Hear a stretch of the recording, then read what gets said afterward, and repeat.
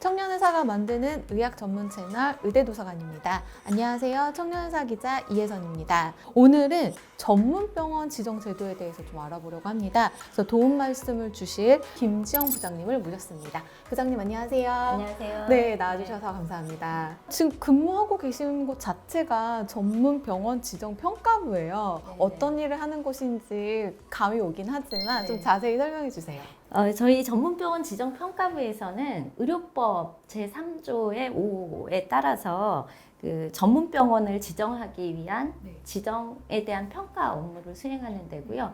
그 과정에서 의료질 평가까지 같이 하고 있습니다. 네. 전문병원 제도는 병원급 의료기관 중에서 특정 질환이나 또는 특정 진료 과목에 대해서 난이도가 높은 의료 행위를 실시하고 있는 기관 중에서 저희가 평가를 통해서 보건복지부 장관이 지정하고 있는 제도입니다. 전문병원으로 지정받을 수 있는 분야는 총 몇 개나 되는 건가요? 총 19개 분야가 있는데 질환별로 봤을 때는 12개 분야로 진료 과목으로는 7개 진료 과목이 있습니다. 생각해보면 이렇게 광고에서 본 것 같습니다. 뭐 관절 전문 병원, 뭐 수지접합 전문 병원, 네.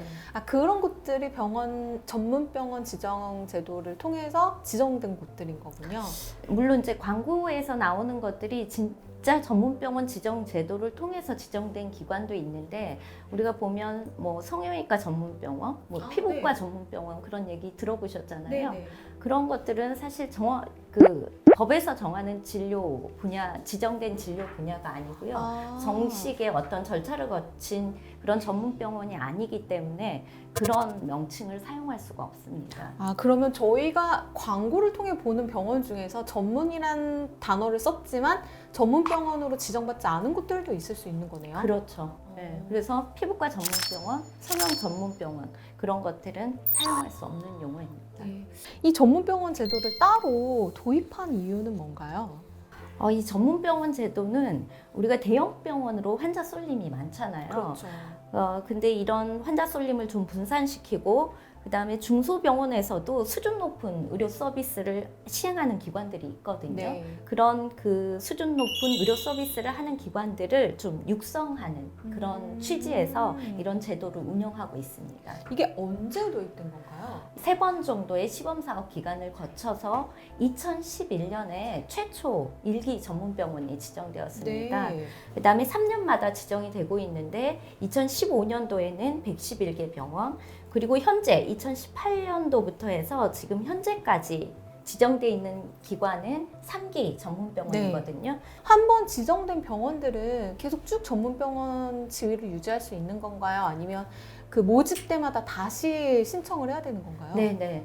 한 번 전문병원으로 지정됐다고 해서 영구히 지정 자격이 유지되는 게 아니라요. 말씀하신 것처럼 매 3년마다 지정 시에 신청을 하고 또 지정 평가를 받고 그다음에 지정하는 절차를 거쳐야 됩니다. 그러면 1기, 2기, 3기 모두 전문병원으로 지정됐던 곳들은 굉장히 열심히 하는 병원들이겠네요. 네, 그렇죠. 2020년이 전문병원 제도가 도입된 지 10년이 되는 해라고 들었어요. 예. 그래서 그거에 맞춰서 약간 제도에 변화를 주셨다고 들었거든요. 네. 지금 말씀드렸듯이 전문병원 지정 절차는 3년 주기로 모집을 하고 있거든요. 근데 이제 4기부터는 1년마다 그 모집 기간을 단축했습니다.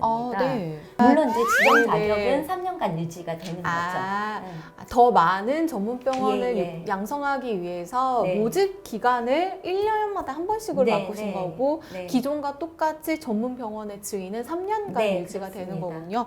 그렇게 되면 더 믿을 만한 전문병원이 많이 생기기 때문에 환자분들 입장에서는 좋은 병원을 선택해서 갈 수 있는 장점이 있을 것 같아요. 근데 환자들은 좋을 것 같은데요. 전문병원으로 지정되면 대체 병원한테는 좋은 점이 뭐가 있나요?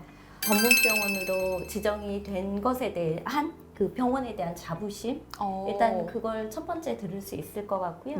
엄격한 심사를 통해서 지정이 되기 때문에 직원들이 그 병원에 대해서 자부심이 많이 생기고요. 그 자부심을 통해서 아무래도 환자들한테 보다 좋은 그리고 전문적인 서비스를 제공할 수 있다는 장점이 있겠죠. 확실히 전문병원에서 근무하다 보니까 간호사로서 이제 전문적인 치료에 대한 전문적인 이제 지식이나 처치 같은 거를 습득할 수 있게 돼서 만족감을 느끼고 있습니다. 전문 병원에 대해서 좀 더 신뢰를 가지고 믿음을 가지고 병원을 방문한다는 점 자체가 상당히 이제 긍정적이고 보람이 있는 것 같습니다. 전문병원으로 지정이 되면 전문병원 관리료와 그리고 전문병원 의료질 평가 지원금을 지원을 하고 있습니다. 네. 그다음에 세 번째로는 공식적인 전문병원의 용어를 사용할 수 있는 그런 자격이 유지되는 겁니다. 네. 그래서 국민들에게도 이러한 전문병원에 대해서 많은 정보를 제공하기 위해서 노력을 하고 있습니다. 네. 그래서 홍보가 이제 세 번째 네. 이득이라고 볼 수 있겠습니다. 그렇군요. 네. 전문병원으로 지정받기 위해서는 어떤 기준들을 지켜야 하나요? 지금 전문병원으로 지정받기 위해서는 기본적으로는 절대평가 기준이 있습니다. 네.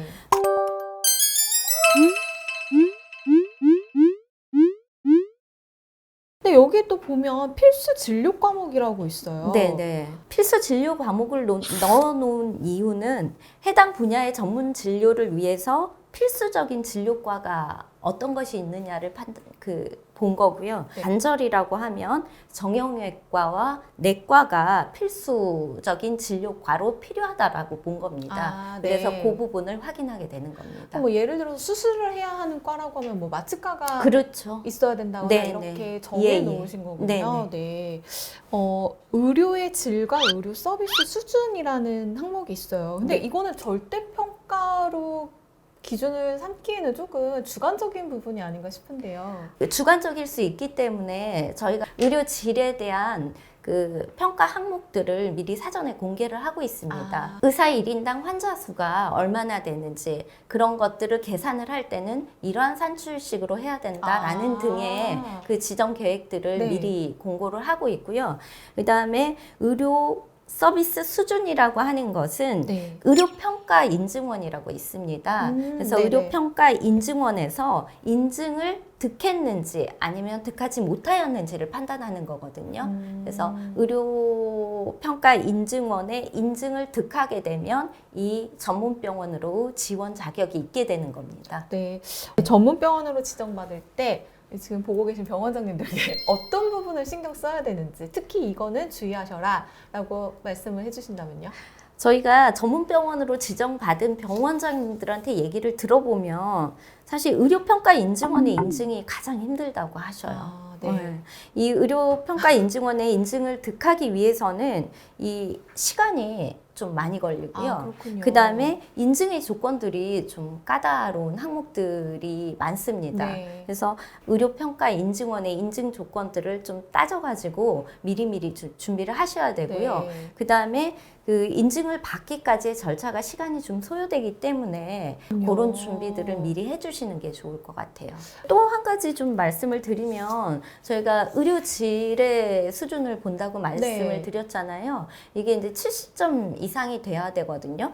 저희가 판단하는 기준은 사실 진료 기록으로 많이 판단하게 됩니다. 네. 네. 그렇다 보니 그 기록의 중요성을 좀 많이 신경을 쓰셔야 될 것 같습니다. 그 수술을 척추 같은 경우는 보존적인 수술을 하기 전에 보존적 치료를 얼마나 했는지를 확인을 하게 되거든요.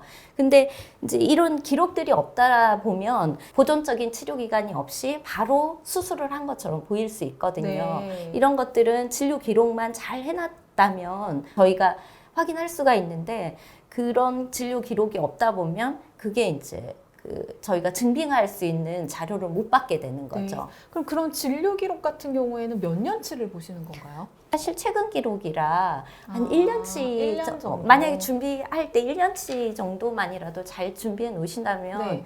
이게 아니면 그 전에 환자의 그 병 이력을 확인할 때 그런 기록들을 했는지 안 했는지 기록들만 체크해 놓으셔도 됩니다. 그럼 진료 기록을 잘 정리를 하셔야 된다. 네네. 전문병원을 좀 평가하면서 느낀 점이 굉장히 많으실 것 같은데요. 되게 막 아쉬운 점, 이것만 조금만 더 잘해주면 좋겠다. 네네. 저희가 이제 전문병원 지정하다 보면 이렇게 떨어지는 아, 기관들이 네, 있잖아요. 그렇죠. 되게 아쉽거든요. 근데 그 떨어진 기관들에서 상담을 오셔요. 아. 어떤 부분이 부족해서 떨어졌는지 그런 상담을 오시거든요. 아, 상담 서비스도 해주고 예, 계시는 예, 건가요? 뭐 네. 원하시면 저희가 언제라도 오시라고 네. 해서 상세하게 어떤 부분이 부족해서 향후에 내년에 도전을 하시게 되면 이런 부분을 좀 노력하시면 좋을 것 같다라는 네. 그런 부분들을 말씀을 드리거든요. 그럼 부장님은 만약에 관절 수술 하셔야 되면 전문 병원으로 지정된 곳으로 가십니까? 당연하죠. 저희 이제 주변에서 지인들이 병원 추천을 해달라고 많이 하시거든요. 네. 그럼 가장 먼저 보는 건 저는 전문 병원을 확인을 하고 가까운 데 전문 병원이 있으면 그곳을 추천해드립니다. 네. 중소병원 같은 경우에는 이제 행정 부담이 많다고 호소를 하시는 경우가 많은데 혹시 심평원 차원에서 이런 행정 부담을 덜어줄 수 있는 지원 서비스를 따로 계획하고 계신 건 없으세요? 저희가 그냥 분야별 전담 직원을 정했습니다. 아, 그래서 네. 전담 직원을 정해서 필요한 관절 분야라고 하면 관절 분야의 전담 평가자와 직통으로 연결할 수 있는 전화번호들을 공유를 해드리고 있거든요. 아, 네. 그런 것들을 통해서 좀 우리 병원에서 행정 부담을 조금 더 줄여드리고자 노력을 하고 있습니다. 전문 병원으로 지정받고 싶으신데 잘 모르겠다. 네. 어떻게 해야 할지 모르겠다. 상담을 하고 싶으신 분들은 이제 전문 병원 지정평가부 쪽에 연락을 하면 좀 상세한 안내를 받으실 수 있는 거네요. 네네. 네. 근데 좀 아쉬운 게 일선에서 선생님들이 전문병원 제도를 옆에 있는 병원에 물어보시더라고요. 그러니까 주변에 있는 병원이나 또는 지인들을 통해서 이 네. 정보를 얻다 보니까 이게 정확하지 않은 정보를 알고 계시는 경우가 있더라고요. 그래서 저희가 최대한 이렇게 자세하고 친절하게 설명을 해드릴 테니까 저희 쪽으로 직접 전화 주십시오. 혹시 홈페이지나 이런 데서 내용을 미리 확인해 볼 수 있는 방법이 네, 있나요? 네. 심평원 홈페이지 하단에, 하단에 보면 요양기관 업무 포털이라는 데가 있습니다. 그러면 거기에서 전문병원 지정 제도를 거기를 클릭해서 들어오시면 지정 제도와 관련된 상세한 기준들을 확인할 수가 있습니다. 이왕 정보 알려주시는 김에 건강보험 심사평가원 어디로 연락을 하면 되는지까지도 알려주시죠.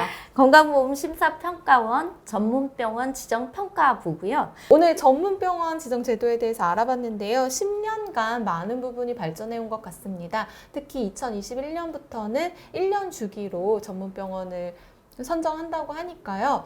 관심 있는 병원에서는 심평원에 연락하셔서 기준이라든지 어떻게 신청하면 되는지를 알아보시면 좋을 것 같습니다. 오늘 의대도서관에 나와서 말씀 나눠주신 부장님 감사드립니다. 감사합니다.